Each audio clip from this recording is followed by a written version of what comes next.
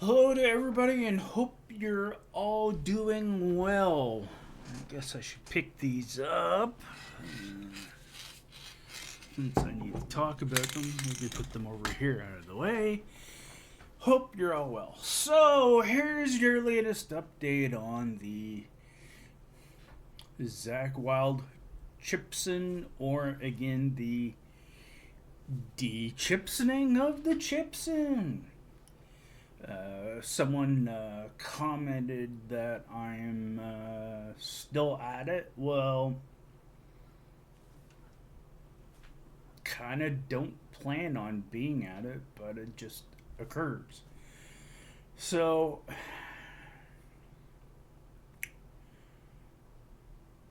sorry, I'm still just kind of waking up, just freshly out of the shower. About to go to my diabetic massage in an hour or two. With that said, let's see. I last should use the guitar, and pretty much it's taken down to raw state, other than the neck. So I will. I've gone beyond that now, and I will show that shortly. But first, I want to kind of talk about. No, actually, let me address some of the comments that I've gotten in some of the comments on the videos that I have posted on this. One individual said to me, "Get a real Gibson R9 and be done with it. Man up." Well, to said individual out there, you give me 4,500 Canadian to buy an R9 custom shop Gibson Les Paul, and I will gladly man up for you. The point of the videos is to basically deter people from paying $4,500 for what they don't need. At the end of the day, as a fellow friend has said, excuse me, folks, they're really a tool. And they're meant to be really a tool for musicians to create music. They're not necessarily meant to be art pieces. So, at the end of the day, what do you value more? An art piece or an actual tool that you can use to make music? And in that instance, you could say in some ways money isn't an object, but the reality is in this day and age, not everybody is sitting on thousands of dollars. Most people are usually using the cost to buy a Gibson or a higher end instrument. A lot of them are doing it on financing. And financing is great and all, but also at the same time, it can also really screw up your credit, especially if you can't make your payments. And while some will say, well, you can sell off a Gibson, yes, that's true, but once your credit is screwed, your credit is screwed. So, another user commented on one of my videos, just buy an Epiphone. Well, for the most part, yes, that's something I have said. If you don't want to support Gibson directly, you can buy a Gibson product on the used market that is not supporting Gibson directly, that's supporting the used market. Epiphone, who I think since an individual that I won't name specifically just to keep the name out of it, but ever since they've gotten into a higher up position at Epiphone, I think has actually turned Epiphone around into a company that, in a lot of ways, once you get past the headstock shape itis and name on the headstock itis, you know, you get some decent deals and you don't have to pay Gibson prices to get like relatively close to Gibson quality or Gibson style. The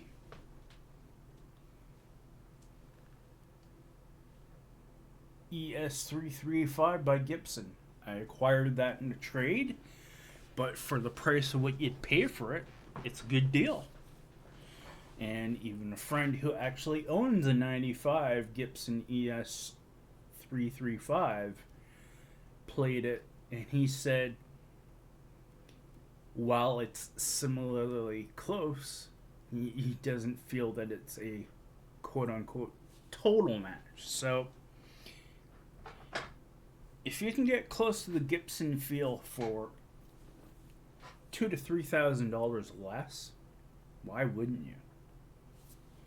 Again, I'm talking in the mindset of pro-consumer. That's the one thing I've always said. While I might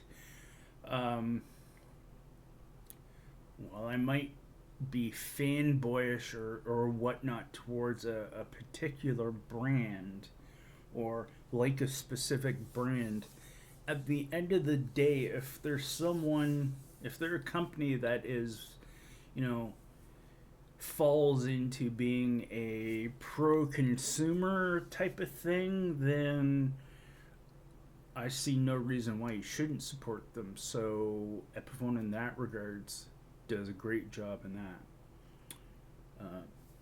Alright, 7 minutes in. Sorry about, but I just want to address those few things. Again, jumping all over the place. Gotta love that aspect of being ADD inattentive type. I will keep bringing that up because it should be mentioned. Again, not everyone looks disabled. Looks can be deceiving. Underlying mental health issues do not always show on the surface. Again, like I said, I'll admit to having low-level anxiety, depression, and ADD inattentive type.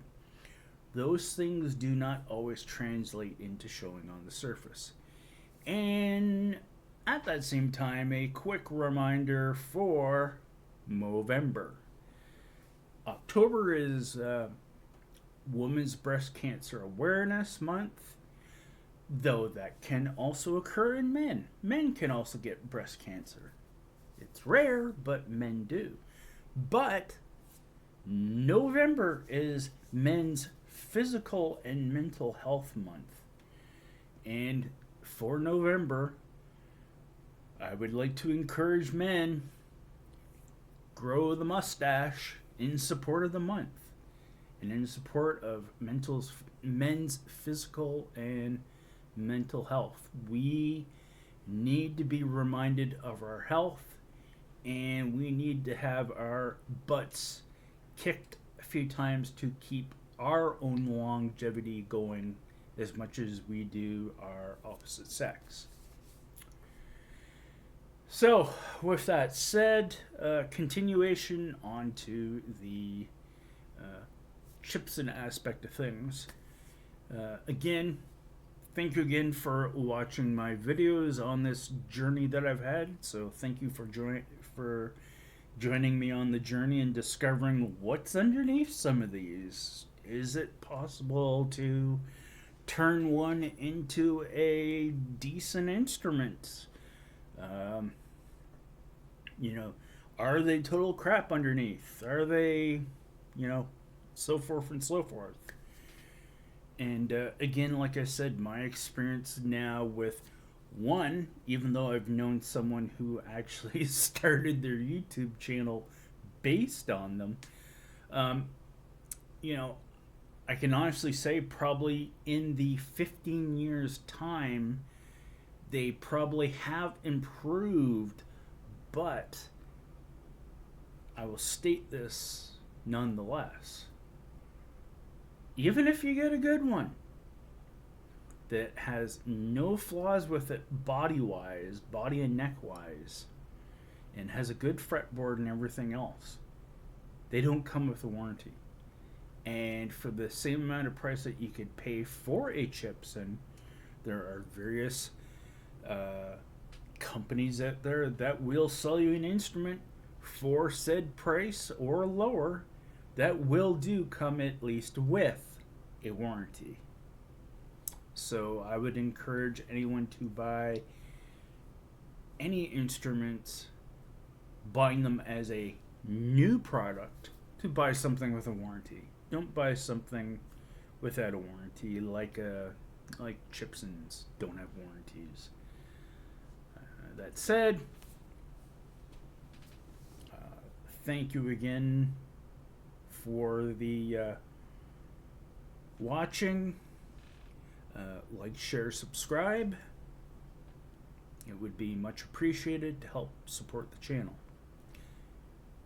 Again, now, normally what I've done when refinishing guitars is I've usually used a certain paint because I thought it worked well. So, for example, on this one here, my 3 pickup Tanglewood TSB C58 triple humbucker Les Paul, it definitely it's got a played look to it. I customized it. The pickups are the original pickups. Had to put a better bridge and tailpiece on it. Redid the neck with jumbo frets. Had to put new tuners on it as well because they were garbage, so they got non-locking. And I did a new tusk nut. So I'm not going that route with this. But anyways, the paint and top coat on that was done with Rust-Oleum Painter's Touch 2x Ultra Cover. And I will say that it's not bad. It's not perfect either. So, with that said,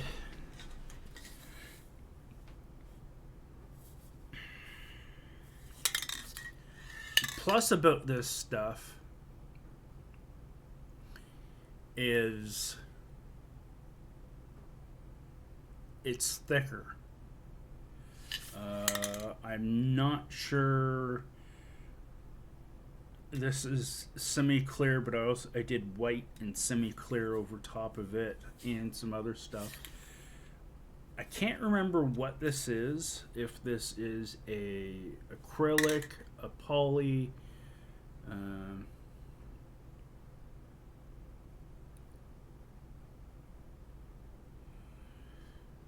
says here some plastics may be made of polyurethane, are manufactured in a way that they may hinder paint adhesion. Yeah, so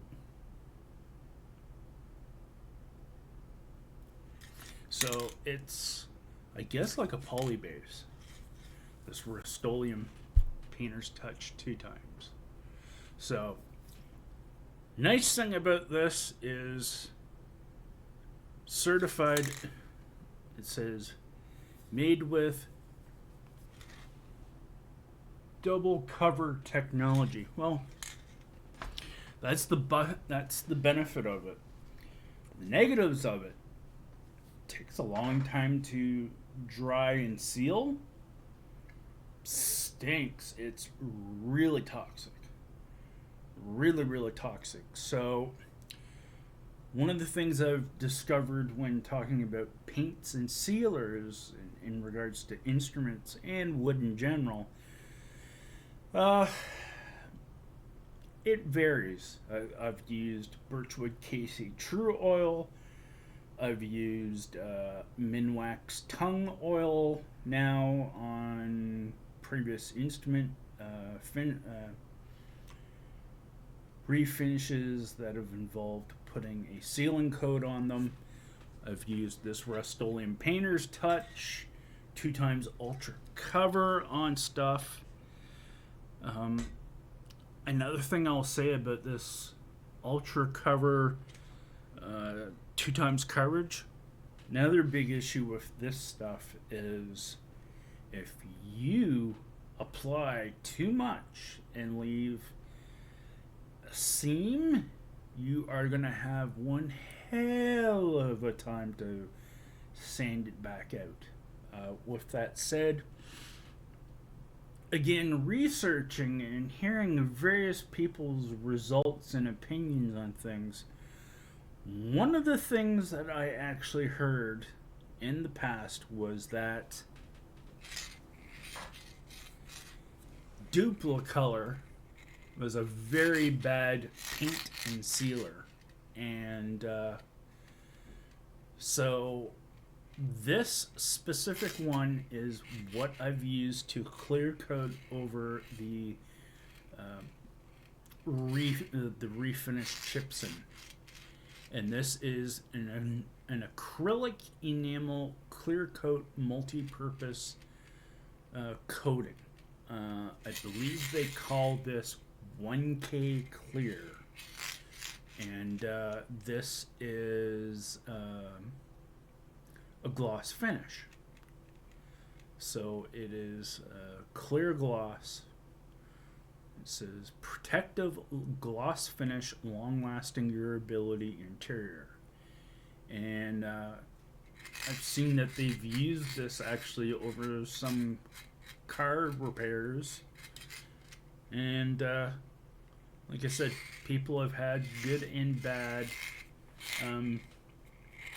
experiences with Duplicolor.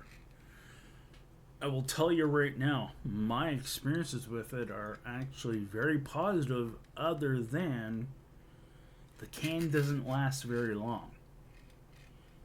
It's thin, it applies quick, dries to the touch and full handling in 1 hour, which is a big plus. And so far, I like what has happened with my experience with the stuff so far. And in the future, when I'm doing, if I'm doing any more feature guitar or bass projects, I definitely will probably be looking at getting more of this acrylic enamel clear coat from Duplicolor. So with that said, it's already been 18 minutes. Let's finally reveal things. So, again, as you've seen, it was in its raw state. I said I had to come up with a logo and such. So, let me just show off, basically, what we got. So, here's the back of the body so far. This has about, I'll say about 8 layers of the Duplicolor gloss acrylic on it.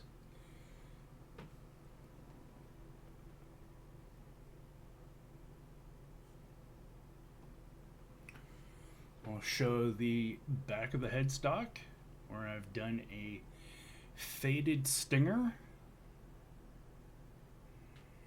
And yes, I have actually put a little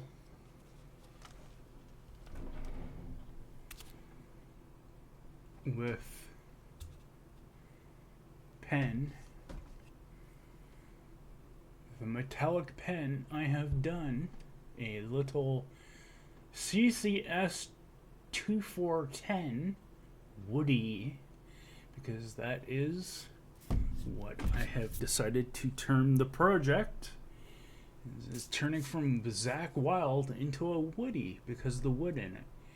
And here we have a printable decal of I believe it's a mahogany tree, could be a maple tree, but either way, still looks pretty good. So there's the back of the body, the back of the headstock. Now, again, I had to do some things to the front since there's no longer a logo and icon decal on the front. So here's what I did.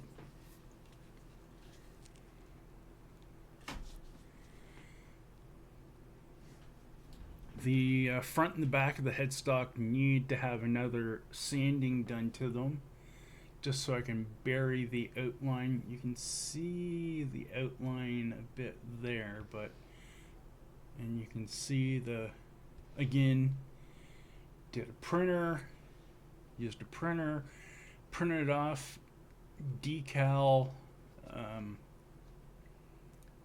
paper, the name and the Gibson headstock, this is actually a modified Gibson diamond.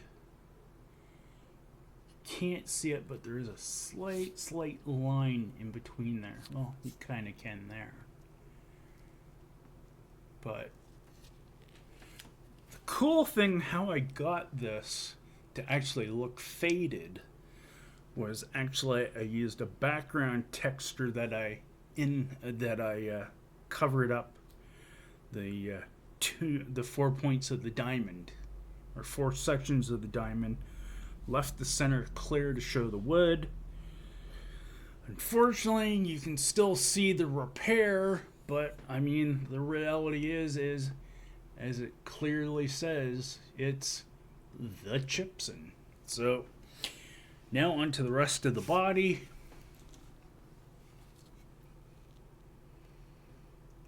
That is probably about 10 layers of the Duplicolor clear gloss.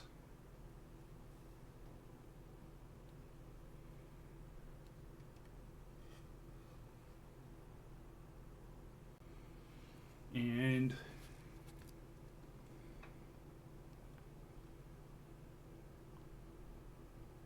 there's the sides. You can see the wood came through.